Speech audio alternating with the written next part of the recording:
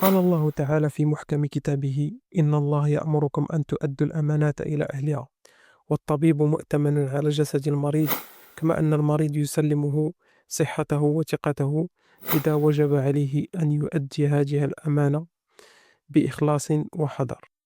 لكن ماذا إذا أخطأ الطبيب سواء في التشخيص أو العلاج، وتسبب هذا الخطأ في ضرر للمريض أو وفاته؟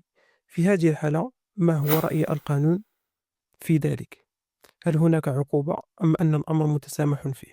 وهذا ما سنعرفه في هذا الفيديو. تابع لآخره ولا تفوت أي لحظة منه. أول شيء يجب أن نعرفه هو الالتزامات الواقعة على عاتق الطبيب، والتي في حالة إخلاله بها يمكن معاقبته. الطبيب لديه مجموعة من الالتزامات، من بينها أولا حفظ السر المهني، وهو كل ما يطلع عليه الطبيب أثناء مزاولته لمهنته من معلومات تتعلق بالمريض، سواء كانت طبية، نفسية أو اجتماعية أو حتى عائلية، ويكون المريض قد أفصح عنها في إطار الثقة المهنية. بمعنى آخر، كل ما يفترض في المريض أنه لا يرغب في أن يعرفه الغير وقد علم به الطبيب بسبب مهنته. وطبقا للفصل 446 من القانون الجنائي، الأطباء والجراحون وكل من يعتبر من الأمناء على الأسرار بحكم مهنته أو وظيفته، إذا أفشى سرا أودع لديه، يعاقب بالحبس من شهر إلى 6 أشهر، وبغرامة من تتراوح ما بين 1200 درهم إلى 20,000 درهم.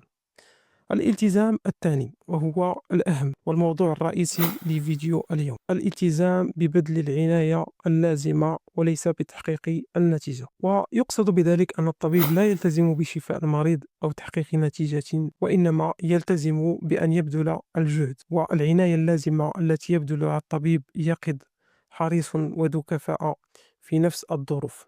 فإذا قام الطبيب بكل ما يلزمه أو ما عليه وما يمليه عليه العلم والضمير المهني، لكنه لم يتمكن من شفاء المريض، ولا يسأل مدنيا عن النتيجة. لكن هناك حالات التي يلتزم فيها الطبيب عن تحقيق النتيجة، أو لم تكن هنالك النتيجة المرجوة، يمكن أن يعاقب، مثل طبيب المختبر الذي يقوم بتحليل دم أو أشعة ويقدم النتيجة محددة، وكذلك الجراح أو طبيب الأسنان في بعض العمليات التجميلية التي يكون الهدف منها تحقيق نتيجة جمالية محددة متفق عليها.